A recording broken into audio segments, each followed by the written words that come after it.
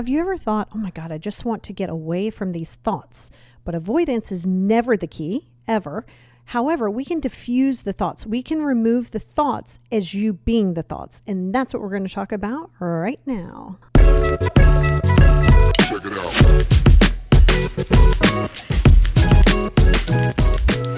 Hey, everybody, and welcome back to the Positivity Experience. It's your girl, Lori.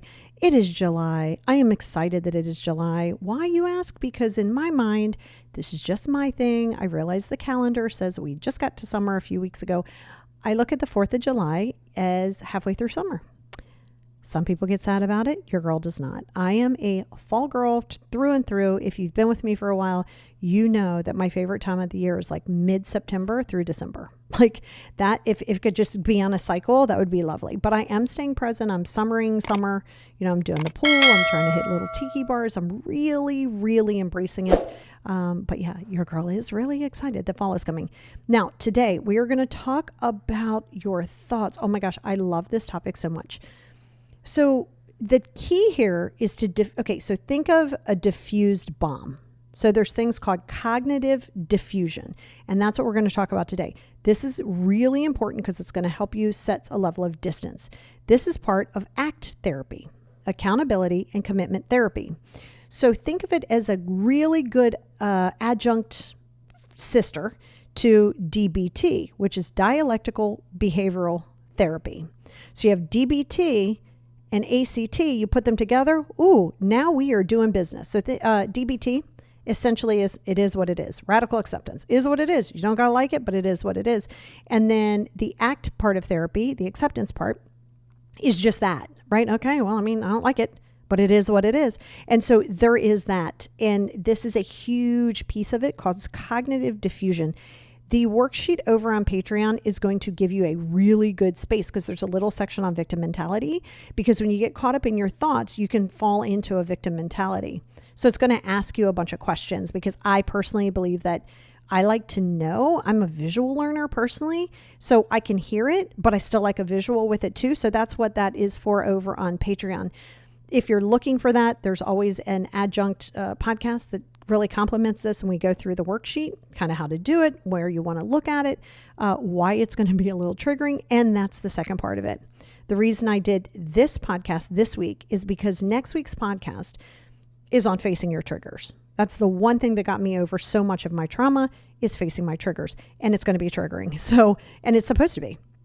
It literally is supposed to be.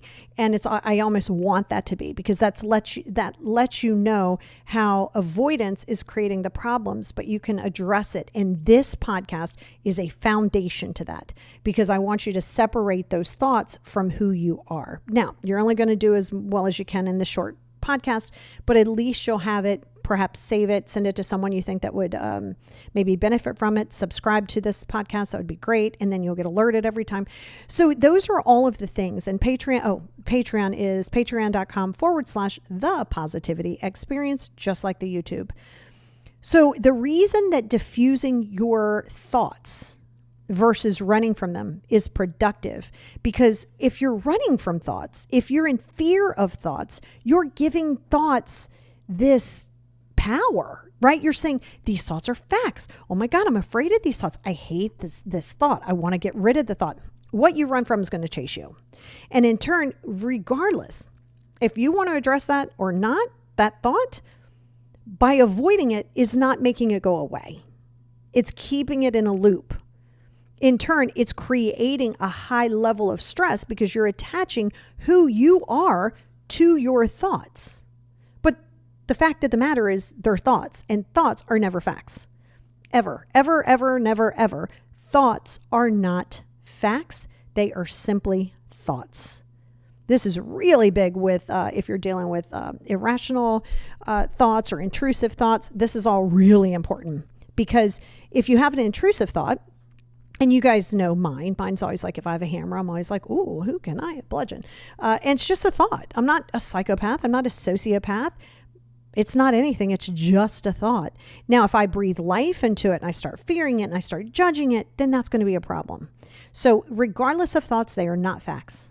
And it's so important. But the problem is, and the issue comes, especially if you're dealing with anxiety and depression, yeah, of course, that's going to create a bigger hurdle, but it's not impossible, which is why these therapeutic practices are in play in the first place, right? Because you're not by yourself. And I think, that's the whole other side of this is you can think, okay, well, I know other people have gone through this, but there's no way they went through it like me. And I don't mean the magnitude of the severity of it, but how you process it. See it a lot with anxiety. And I know in the past when I have an anxiety attack, I'm always like, well, this is the worst anxiety attack I've ever had in my life. And Paul, my husband, would be like, yes, I know. Just like last time it was, and the time before that it was. And it's right? That's true. Because you're only caught up in a spin cycle. So you're not alone in it. So sometimes you judge those thoughts anyway. So the whole art of cognitive diffusion is it is altering your undesirable functions of thoughts and feelings rather than altering their form, frequency, or situational sensitivity. That's essentially what cognitive diffusion is doing. That sounds like a bunch of like psychological mumbo jumbo, because it is. So again, think of it as a bomb, and the bomb's ticking, tick, tick, tick, tick, tick, tick, tick, tick. And you're like, oh my God, which cord do I cut? This one, this one, this one, this one. And then you do it, and then the bomb is diffused. So now it's just a bomb. It's just sitting there. It's not active. It's just an item. It's just an item. So you say, oh my God, that's a dangerous item. I mean, sure, but it's not, because you've dismantled it. You've dismantled it. So it could be that, but it doesn't have the same impact. So if you can think of your diffusion the same way as it just being an item versus this traumatic thing, now we start to separate some of that fear. Okay. So here's the big thing too. You have to understand thoughts are just thoughts. They are not truths, and they are not commands. And when you get clear in that, you're not attaching yourself to this shame, to this guilt, to this fear, to all of these things, because we are largely programmed from birth. I've talked to you guys about this before. You're given a name, you're given possibly a political, religious affiliation. This is what we do in this family. They've already got your college paid for, and you're going to be a doctor. And you've been on this planet for 2.5 seconds. Right? So there's a lot of things that when we come into is programmed. I mean, everything in your life is a program, which the beautiful thing is you can reprogram a program. This isn't your forever, but you got to be clear in that. And now there's going to be some techniques, and we're going to talk about it. These are 5 different, well, the 5th one's going to be more of the techniques, but I'm going to let you know how you want to start this separation, right? Because I don't know if many people use rubber bands anymore, like the old school rubber bands. And this might be dating myself a little bit, but let's think of a rubber band, right? So just in general, think of a rubber band. Then put another rubber band on it. And you may have seen them in offices or other places, even at Staples. There's like this rubber band ball, and it's big. It's like all these rubber bands, and it makes a ball. But if you take this rubber band off and this rubber band off, and we keep doing it, and you dismantle it all, there's one rubber band. There's a bunch of them, but there's only one. So it doesn't have the same impact. Where you have to get clear, and I want to go back to what I said in the beginning, stop running from your thoughts and stop giving them power, and stop making yourself believe that these thoughts are facts. They're based upon a program. They're based upon an experience. They're based upon a fear. And yes, like I said, when you have anxiety, you have depression, you have any ADHD, OCD, schizophrenia, any of those things, NBT, that is not a thing. NPD, right? That's narcissistic personality disorder. And in that, your thoughts are superiority, right? It doesn't matter if your thoughts are positive or negative, by the way. It's not just negative. Positive or negatives, they're still just thoughts. Yes, in manifestation, which you guys know I teach manifestation. In manifestation, yes, you are not thinking about your success. You're mentally, physically putting your feeling inside your body as though you already have it. You're not thinking, oh, I have this, because it's a thought. That's a disconnect from who you are, and it's a definite disconnect from the universe. So detaching from thoughts. Thoughts are just thoughts. not you being that thought. So I need to go into that. Your thought is not who you are. So let's think of one. Let's go real time together. Let's say I think so we're going to put this out there. I think I'm a bad person. Now, you don't necessarily believe that you're wholeheartedly fully bad.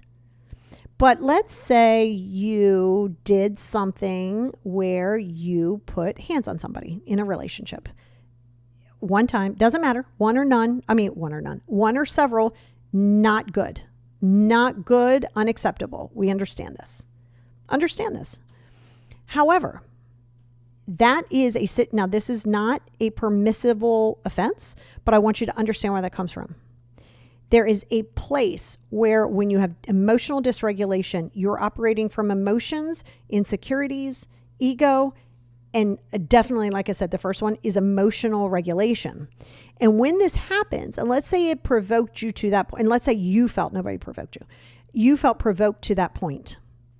And then this happened, and then you were like, oh my God, I can never do this again. Holy shit, what is oh my God, I can't do this anymore. Instead of going, I am a bad person because of this. Because by the way, FYI, no one ever shames themselves into being a better person. No one's ever like, what's wrong with you? You're an idiot. You're a bad person. You're terrible.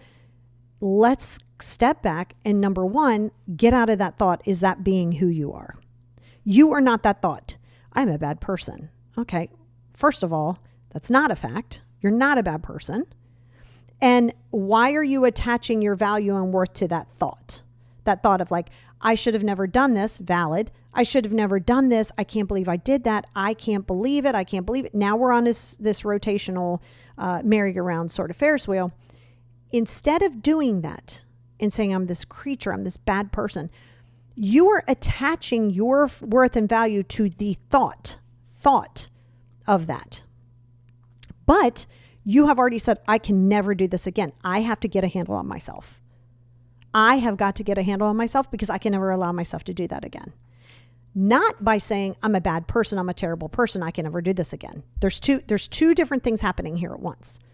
That second one is never going to serve your best and highest good. I'm sorry, second one is, the first one is not, right? The first one's sitting there and telling yourself that you are a bad person if this happens and why did this happen and I got to shame myself versus, okay, I am going to do better. I'm going to do better and I'm going to do what I need to do to get there. Productive versus unproductive. But it's also your mindset. So this is where mindset comes into play. You hear me talk about mindset a lot. If your mindset looks at it as negative, you're always going to see the negative. If your mindset looks at it from a place of learning and a place of positive growth, then it's a different vibe. Okay? So if you believe that you're bad, everything that you do is going to confirm that. That's that confirmation bias. So if you can say, I'm bad because I did this. No, how about let's reframe that? And let's say, okay, these actions were very unacceptable. I'm going to give myself compassion. That's right. I'm going to give myself compassion because I know I need to have self-compassion in order to get to the deeper root as to why I allowed myself to be pulled out of character like this. So two different thoughts based in mindset. And the secondary thought just kind of helps guide you. It's still a thought though. Good, bad, or indifferent. It's still a thought. Your actions, when they align with whatever thought, is where it becomes problematic. When your actions align with the thought, this is where you get intertwined versus observing it from afar, because I can guarantee you right now, pretty much with all certainty, that 100% of the people listening to this podcast right now has had some level of experience with themselves where they did something that they were like, oh God, ooh, maybe it wasn't laying hands on somebody, but it was something else. Maybe it was a certain word. Maybe it was an action. Maybe it was a lie. Maybe it doesn't matter. There's something, if not some things, plural, that every single person listening to this right now has done or said or actioned where you go, oh my gosh, I think I'm a bad person for doing that. Or holy cow, what was wrong with me then? Unless, of course, you're in victim mentality and it's everybody else. But then we go into a whole different topic because it's not everybody else. It's you. It is you. It is you. It is not everybody else.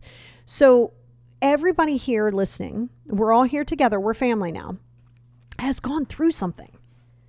You in your head got to stop making everything So I'm going to beat you. I'm going to beat you down, beat you down, beat you down, beat you down until you get it. Or I should know better. Or why don't I know better? Or why am I doing this? And why am I doing that? Your actions are aligning with the thought that you've married. You've married this thought and you've given it life. A simple thought of guidance is like, I cannot do this again. I have got to figure out where I want to re-strategize. That's fine. That's fine. That's not an attachment. That's a guidance. Hey, direction, right? If you go driving down the road and you see a sign that says dead end ahead, okay? The sign says dead end. Are you the sign? Are you the sign that says dead end? Are you the dead end? You're neither of those things. You go, oh man, well, dead end. Maybe I'm going to go down, I'm going to turn around, or maybe I'm not, maybe I need to go left here. The reality is you're not the sign. You're not the end of the road. You're just there. That's exactly how it is with your thoughts, right? Now, looking and observing your thoughts objectively is the key here. This is detachment. You've heard me talk about detachment. I actually have a whole podcast on detachment. It's way deeper than a 30-minute podcast. And again, some of this is rooted in Buddhism practice and Buddhist practice, but it is so healthy in your mental health to detach from attachments. Well, that's the whole thing, right? So in relationships where it becomes problematic is in attachments, right? You're attaching your value to the title that you have at work. You're attaching the value to the money that you have in the bank. You are attaching these things. And let me tell you, everything in life is temporary, including you. Everything in life is temporary, including you. So when you're living from a detached space outside of thoughts, when you're living from an attached space, a detached space, you're able to see things objectively. You're not getting super emotional. You can literally go into what aligns with you and what doesn't align with you, but you're connected. I didn't say attached. You're connected. You're connected on a level where you feel like I am providing you, let's say in a relationship, I'm providing you a level of growth and you're providing me a level of growth. I didn't say that you are perfectly happy 24/7. Nobody said that. But there is a certain level of growth in which you want to contribute. And the way to do that is through detachment and connection. So detachment and connection. Those two things are the opposite of attachment, right? Because you can appreciate it. Here's an example of that. I love my husband. I love my cats. I love my kids. I love them, but I'm not attached to them. I can't be attached to them. They're temporary. I'm connected to them. So what you got to remember is if your thought, and we're going to go back to thoughts, if your thought is, I have to be attached because that's what family does, it's a thought.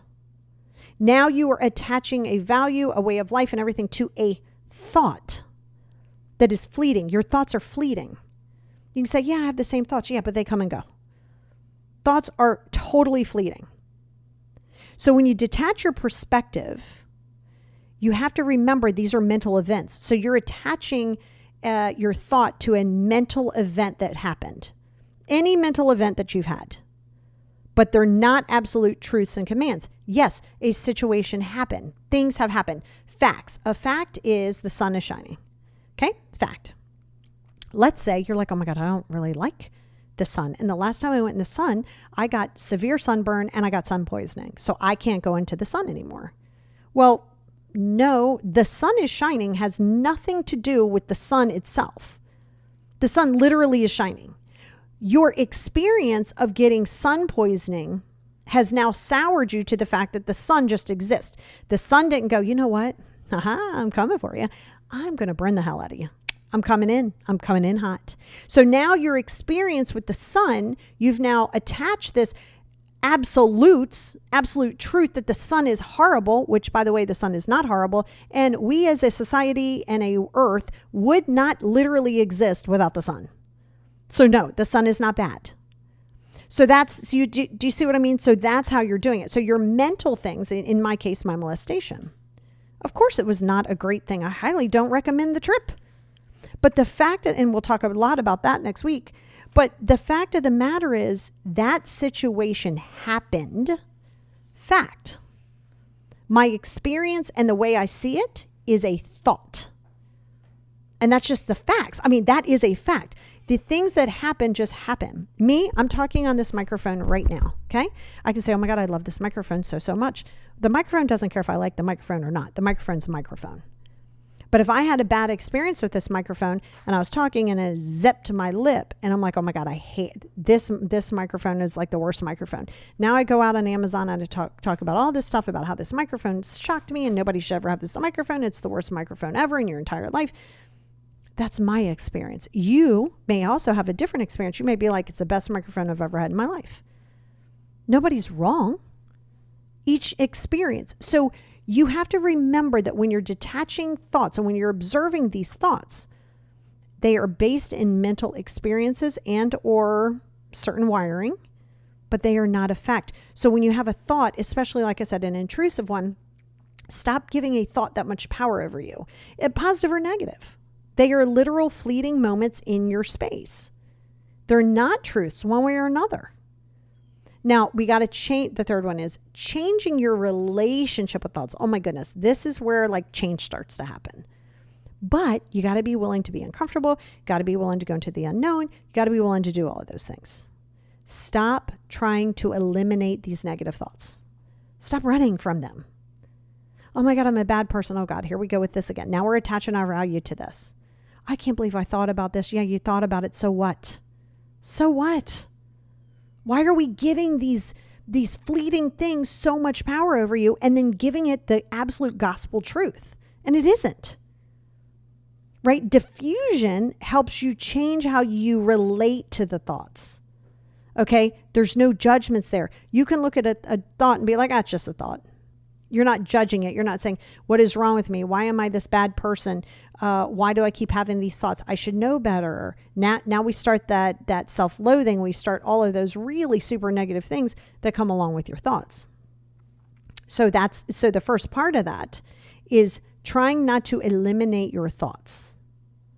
Because again, once you get into that space and you start going, oh my God, why am I having this thought? Why am I thinking negative? Why am I doing all of this stuff with my thoughts? And you start getting into that space, those thoughts are now taking you over. So you're trying to eliminate them. And then you go, why do these keep coming back? Because you keep running from them.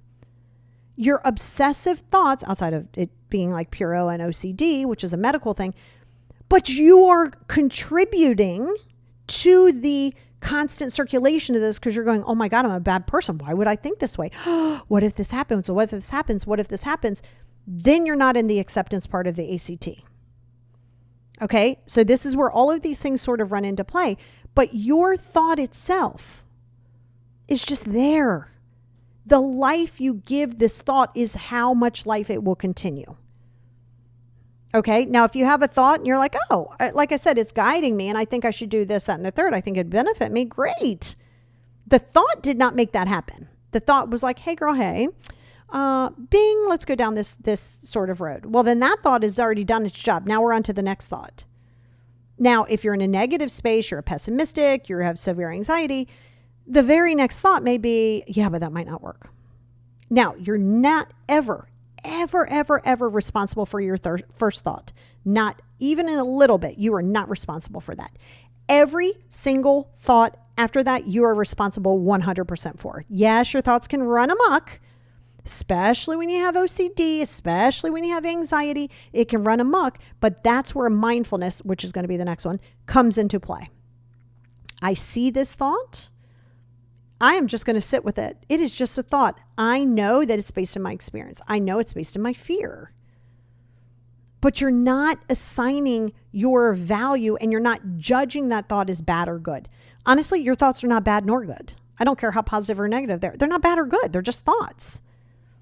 They just exist like the diffused bomb that is now, you go, that's a diffused bomb. Okay, yeah, that's a fact. But the bomb has zero threat over you now that it's been diffused. Zero. I mean, it's dismantled. It literally can't do it. But if you still walk in the room, you're like, oh my God, that's a bomb. And you're assured that that bomb is non-reactive. It can never, ever, because literally it's been dismantled. And if you sit in there and you go, oh my God, there's a bomb here. Oh, there's a bomb here. And now you attach this fear as facts. I mean, is there a fact that the bomb is there? Absolutely. Is it a fact that the bomb is going to explode? Absolutely not. So if your thought is like, well, did they really get it? Well, now you attach that.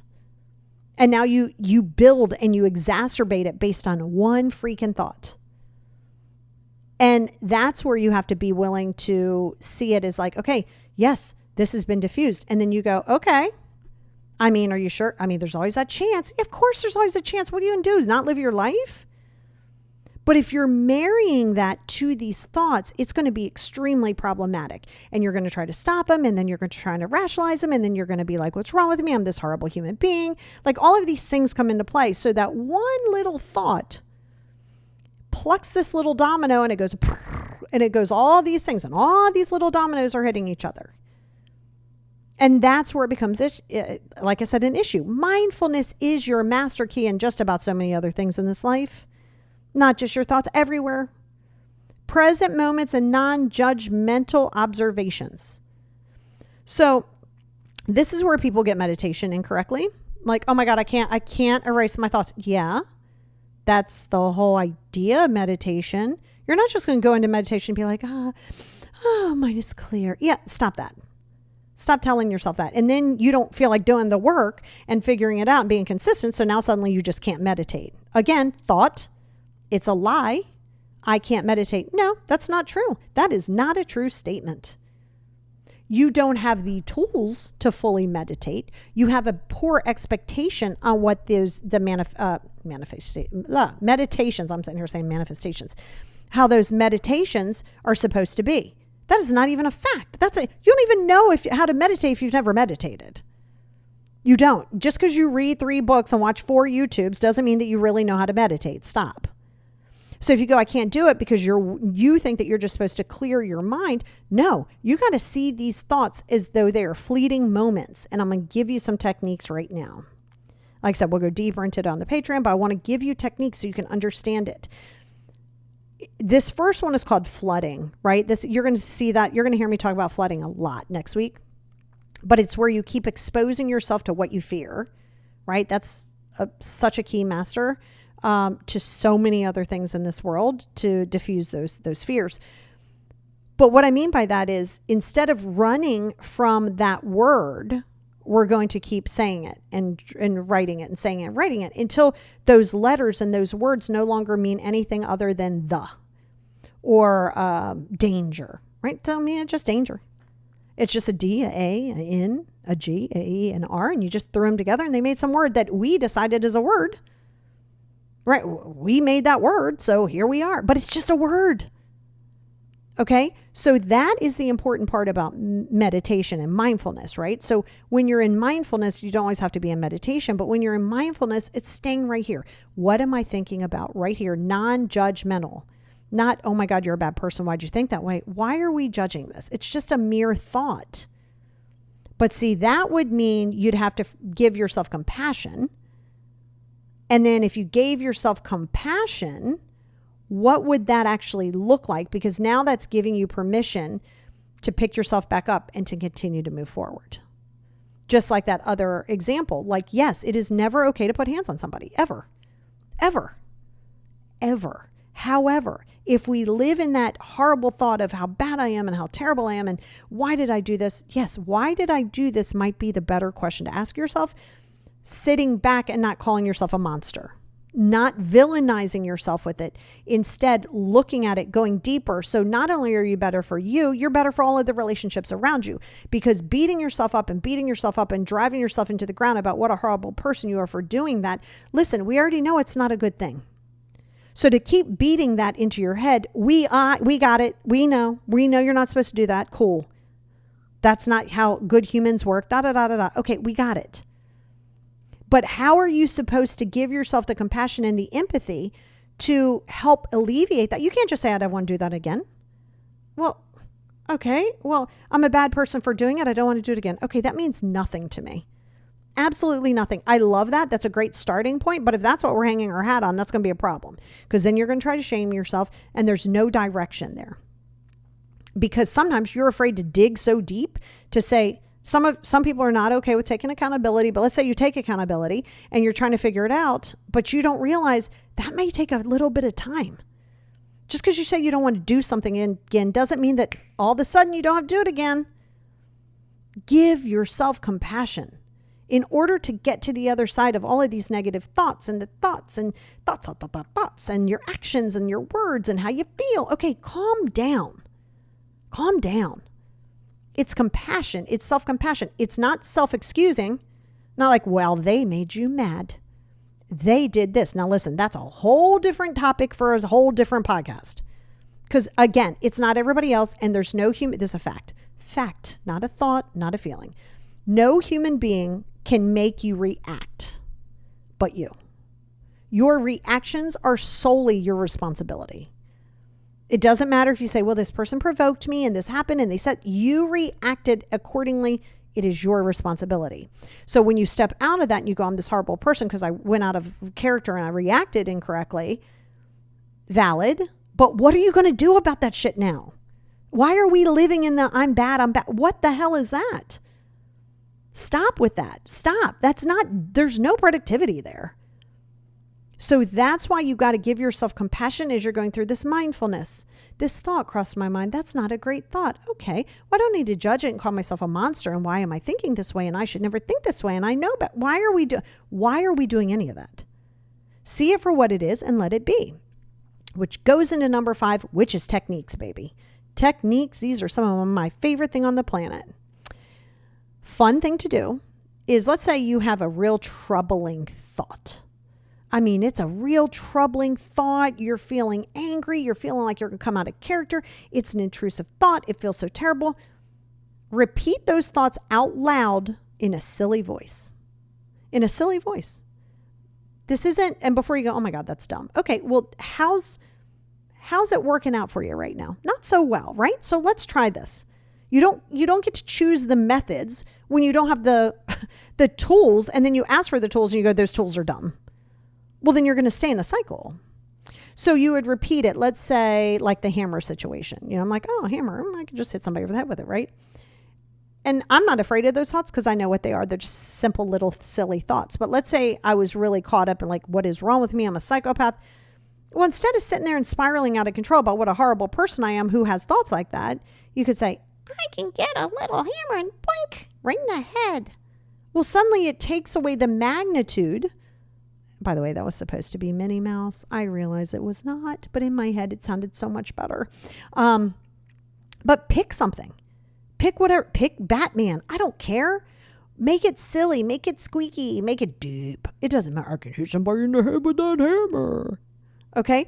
Like, make it a silly voice. It takes away the magnitude of the words that you're attaching it to because you're listening to it in a whole different way. And psychologically, side note, this is proven to be effective. So before you think it's silly, this is psychologically proven to be effective. One of the many ways, because what it does is it takes away the severity of the seriousness. It's hard to be serious when you sound like a Smurf. I mean, you can still see it. You can still hear it, and side note, I'll give this to you. I love like the Australian language, accent, English, Parisian, like I like them all. You could literally curse me out from now till next week and say it in an Italian or an Australian accent. And I'm like, oh my God, I love that. Oh, you could call me any name in the book in any kind of dialect. I'm like, oh, great. Why? Because I'm not hearing it in a way that seems derogatory to me. I'm hearing it in a way that I find comforting. Seriously. You could just curse me right on out in French. I'd be like, oh my God, that is so sexy. So in turn, it demagnetizes what that word means, what those words mean. So it starts to take away the value of those words based on the severity of a thought that isn't even a real thought that you're putting in and committing, and then you're judging it, and now we're on that weird loop.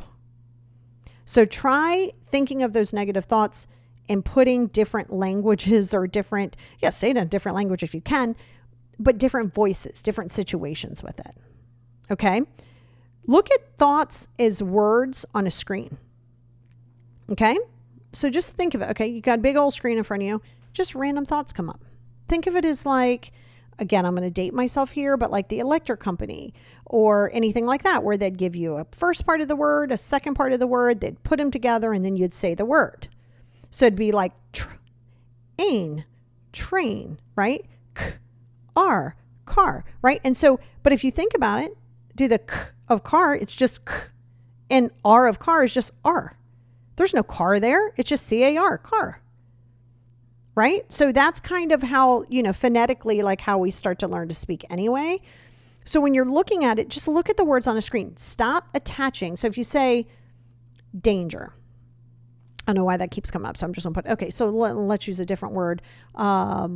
Hate, because you're afraid of somebody hate, or even dislike, because you're attaching it to you don't want somebody to dislike you.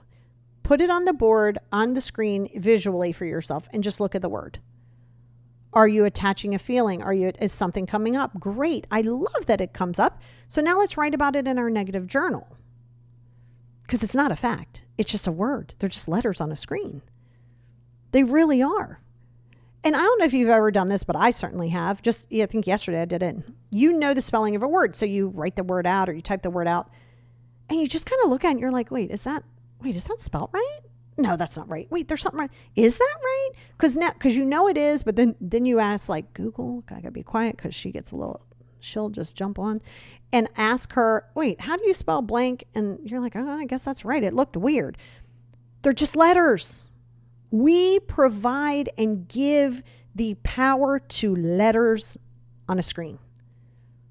So do you see how it sounds? Like you're like, oh, they're just letters on a chalkboard or on a screen.